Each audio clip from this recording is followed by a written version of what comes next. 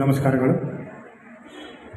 ನನ್ನ ಮಾನ್ಯ ಅಧ್ಯಕ್ಷರೇ ಹಾಗೂ ಮೋಹನಣ್ಣವರೇ ಹಾಗೂ ಮಾನವ ಹಕ್ಕುಗಳ ಹೋರಾಟ ಸಮಿತಿ ಅಧ್ಯಕ್ಷರು ರಾಜಣ್ಣವರು ಹಾಗೂ ಕರುಣಾಮೂರ್ತಿಯವರೇ, ಬಸವರಾಜಣ್ಣರೇ ಹಾಗೂ ವೇದಿಕೆ ಎಲ್ಲ ಗಣ್ಯಮಾನ್ಯರೇ, ನಮ್ಮ ರಾಜಣ್ಣರು April 14 doctor B R Ambedkar ಜನ್ಮದಿನಾಚರಣೆ ಒಂದು ಪ್ರಾರಂಭವಾಗಿ ಈವರೆಗೆ ನಮ್ಮ ತಾಲೂಕಿನಾದ್ಯಂತ ಎಲ್ಲ ಗ್ರಾಮ ಪಂಚಾಯತಿಗಳಲ್ಲಿ ಅಡಿ ಮಾನವ ಹಕ್ಕುಗಳ ಬಗ್ಗೆ ಒಂದು ಜಾಗೃತಿ ಕಾರ್ಯಕ್ರಮನ, ಸಂವಿಧಾನ ಅಂದರೆ ಏನು, ಅದರ ವ್ಯಾಪ್ತಿ ಏನು, ಅಲ್ಲಿ ಏನೇನು ಅಳವಡಿಸಿಕೊಳ್ಳುತ್ತದೆ, ಕಾರ್ಯಾಂಗ, ನ್ಯಾಯಾಂಗ, ಶಾಸಕಾಂಗ ಬಗ್ಗೆ ನಮ್ಮ ಕರ್ತವ್ಯಗಳೇನು, ನಾವು ಯಾವ ಥರ ಜಾಗೃತಿ ಆಗಬೇಕು, ನಾವು ಕಾನೂನುಗಳು ಓದಿದರೆ ಮಾತ್ರ ನಮಗೆ ಜಾಗೃತಿ ಆಗಲಿಕ್ಕೆ ಸಾಧ್ಯ ಆಗ್ತದೆ ಅಂತಂದು ನಮ್ಮ ಎಲ್ಲ ಜನಜಾಗೃತಿ ಪಟ್ಟಿಗೆ ಹೋರಾಟ ಮಾಡ್ತಾರೆ. ಅವರೊಂದು ಈ ಕಾರ್ಯ ತುಂಬ ಶ್ಲಾಘನೀಯ. ಜನರಲ್ಲೇ ಜಾಗೃತಿ ಮಾಡಬೇಕು, ಅಂದಾಗ ಮಾತ್ರ ಕಾರ್ಯ ಯಶಸ್ವಿಗೆ ಸಾಧ್ಯವಾಗ್ತದೆ. ನಾವು ಕಾನೂನೇ ತಿಳ್ಕೊಂಡಿಲ್ಲಪ್ಪ ಅಂದರೆ ನಾವು ಏನು ಕೇಳೋಕ್ಕಾಗೋದಿಲ್ಲ. ಅಣ್ಣರು ಹೇಳಿದರು, ನಗರಸಭೆಯಲ್ಲಿ ನಾನು ಹೆಚ್ಚಿಗೆ ತಿಳ್ಕೊಂಡಿಲ್ಲ ಅಂತ. ಅಣ್ಣ ಬರ್ತಾರೆ, ಬಂದು ತಮ್ಮದು ಅಣ್ಣ ಹಿಂಗೆ ಮಾಡೋ ಕಾರ್ಯಕ್ರಮ ಮಾಡಿರಿ ಅಂತ ಹೇಳ್ತೀವಿ. ನಮ್ಮ ನಗರಸಭೆಯಲ್ಲಿ ಕಾನೂನು ಯಾವಿದವು? 1960 ನಮ್ಮದು ನಗರಸಭೆ ಆ್ಯಕ್ಟ್ ಇದೆ. ಆ ಆ್ಯಕ್ಟ್ ಮುಖಾಂತರ ನಾವು ಇದು ಸಂವಿಧಾನ ಕೊಟ್ಟಂಥ ಒಂದು ಕಾನೂನು. ಆ ಕಾನೂನು ವ್ಯಾಪ್ತಿಯಲ್ಲಿ ನಾವು ಕಾರ್ಯಗಳು ಮಾಡ್ತಾಯಿದ್ದೇವೆ. ನಮ್ಮಲ್ಲಿ ಆರೋಗ್ಯ ಇಲಾಖೆ ಇರ್ತದೆ, ಅಲ್ಲೇ ಜನನ ಮರಣ, ಪ್ರತಿಯೊಂದು ಜನನ ಮರಣ ಅಲ್ಲೇ ನೋಂದಣಿ ಆಗ್ತದೆ. ಸ್ವಚ್ಛತೆ ಮತ್ತು ಟ್ರೇಡ್ ಲೈಸೆನ್ಸ್, ಏನು ಉದ್ದಿಮೆ ಇರ್ತದೆ ಉದ್ದಿಮೆಗೆ ಲೈಸೆನ್ಸ್ ಕೊಡುವಂಥದ್ದು ಕಾರ್ಯಾಂಗ.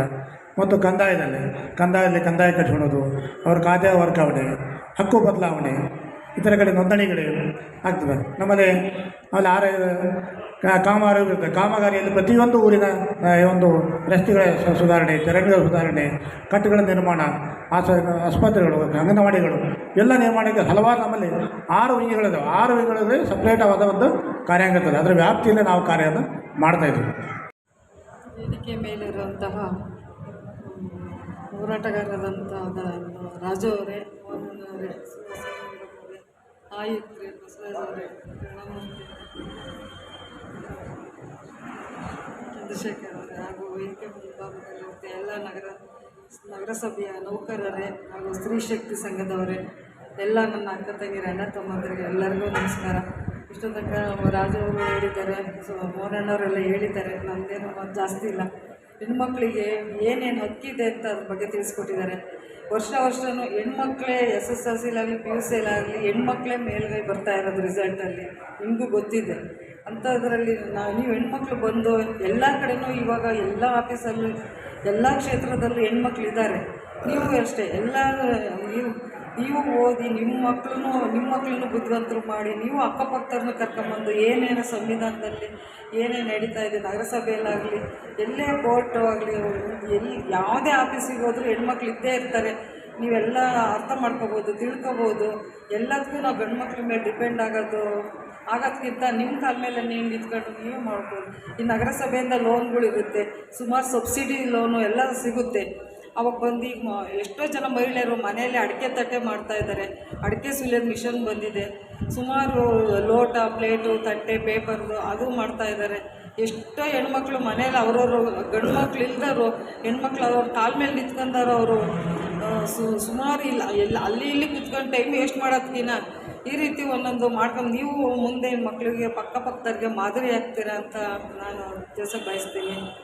ಮತ್ತು ಎಲ್ಲ ಕ್ಷೇತ್ರದಲ್ಲೂ ನೀವು ಮುಂದುವರಬೇಕು. ಹೆಣ್ಮಕ್ಳು ನಾನು ಅಷ್ಟೇ ಮನೆಯಲ್ಲೇ ಇರ್ತಿದ್ದೆ. ಇವಾಗ ನಾನು ಸ್ವಲ್ಪ ಹೊರಗಡೆ ಬಂದಿದ್ದೀನಿ.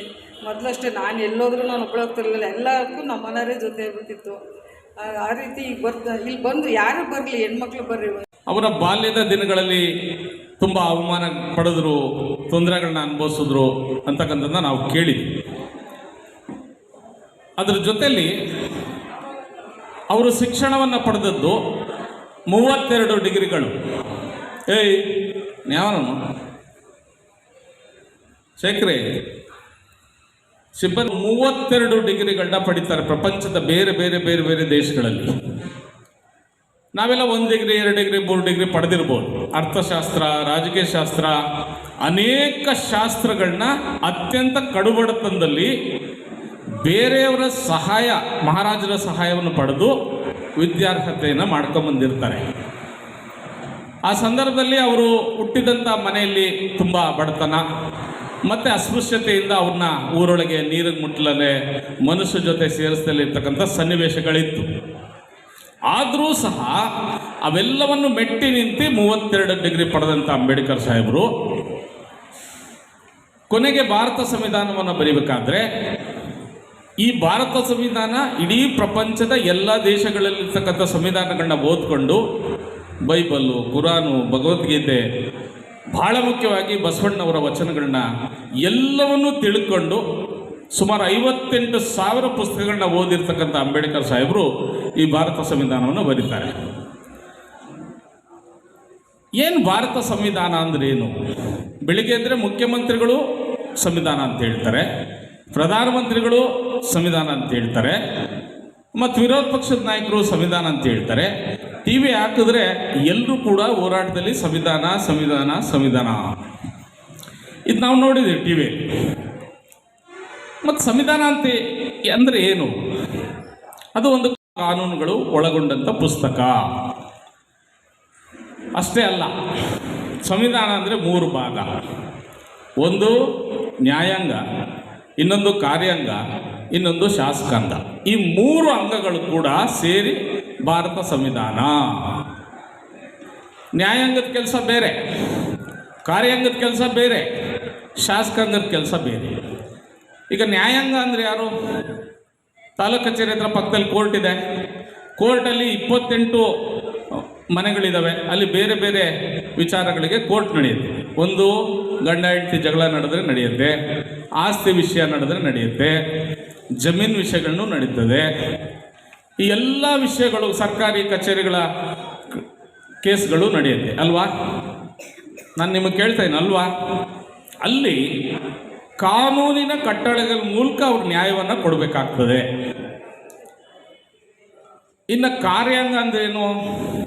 ಮಾನ್ಯ ಆಯುಕ್ತರು, ತಹಶೀಲ್ದಾರರು, ಜಿಲ್ಲಾಧಿಕಾರಿಗಳು, ರಾಜ್ಯದ ಮುಖ್ಯ ಕಾರ್ಯದರ್ಶಿಗಳು ಅಂದರೆ ಸರ್ಕಾರದ ಕೆಲಸವನ್ನು ಮತ್ತು ಕಾನೂನನ್ನು ಪಾಲನೆ ಮಾಡಿ ದಿನನಿತ್ಯ ಕೆಲಸ ಮಾಡ್ತಕ್ಕಂಥ ಕಾರ್ಯಾಂಗದ ಕೆಲಸ ಅಂದರೆ ಅಧಿಕಾರಿಗಳ ಕೆಲಸ. ಶಾಸಕಾಂಗರಂದ್ರೇನು? ಚುನಾವಣೆಯಲ್ಲಿ ಗೆದ್ದಿರ್ತಕ್ಕಂಥ ಇಲ್ಲಿನ ನಗರಸಭಾ ಸದಸ್ಯರು, ಪಂಚಾಯತಿ ಸದಸ್ಯರು, ಶಾಸಕರು, MP, ಸಂಸದರು, ಮುಖ್ಯಮಂತ್ರಿಗಳು, ಪ್ರಧಾನಮಂತ್ರಿಗಳು ಅಂದರೆ ಚುನಾವಣೆಯಲ್ಲಿ ಗೆದ್ದಿರ್ತಕ್ಕಂಥವ್ರು ಶಾಸಕಾಂಗ ಅಂತೇಳಿ. ಈ ಶಾಸಕಾಂಗ, ಕಾರ್ಯಾಂಗ, ನ್ಯಾಯಾಂಗ ಇವರು 3 ಜನ ತಮ್ಮಿಷ್ಟದ ಪ್ರಕಾರ ಕೆಲಸ ಮಾಡೋಕ್ಕೆ ಬರೋದಿಲ್ಲ. ಇದನ್ನೇ ನಾವು ತಿಳ್ಕೋಬೇಕಾಗಿರೋದು.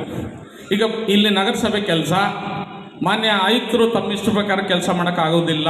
ನಾವು ಭಾರತವನ್ನು ಒಂದು ಸಾರ್ವಭೌಮ, ಸಮಾಜವಾದಿ, ಸರ್ವಧರ್ಮ, ಸಮಭಾವದ ಪ್ರಜಾಸತ್ತಾತ್ಮಕ ಗಣರಾಜ್ಯವಾಗಿ ರಚಿಸಲು ಮತ್ತು ಅದರ ಸಮಸ್ತ ನಾಗರಿಕರಿಗೆ ಸಾಮಾಜಿಕ, ಆರ್ಥಿಕ ಮತ್ತು ರಾಜಕೀಯ ನ್ಯಾಯ, ವಿಚಾರ, ಅಭಿವ್ಯಕ್ತಿ, ವಿಶ್ವಾಸ, ಧರ್ಮಶ್ರದ್ಧೆ ಮತ್ತು ಉಪಾಸನಾ ಸ್ವಾತಂತ್ರ್ಯ, ಸ್ಥಾನಮಾನ ಹಾಗೂ ಅವಕಾಶ ಸಮಾನತೆ ದೊರೆಯುವಂತೆ ಮಾಡಲು ಮತ್ತು ವ್ಯಕ್ತಿ ಗೌರವವನ್ನು, ರಾಷ್ಟ್ರದ ಏಕತೆಯನ್ನು ಹಾಗೂ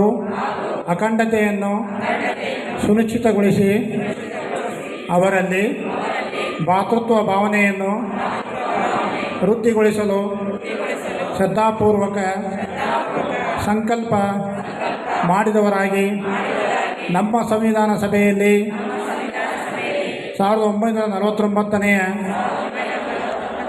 ಇಸ್ವಿ ನವೆಂಬರ್ ತಿಂಗಳ 26ನೇ ತಾರೀಕಾದ ಈ ದಿವಸ ಈ ಮೂಲಕ ಈ ಸಂವಿಧಾನವನ್ನು ಅಂಗೀಕರಿಸಿ ಅಧಿನೇಮಿಸಿ ಅರ್ಪಿಸಿಕೊಂಡಿದ್ದೇವೆ. ಜೈ ಹಿಂದ್, ಜೈ ಕರ್ನಾಟಕ.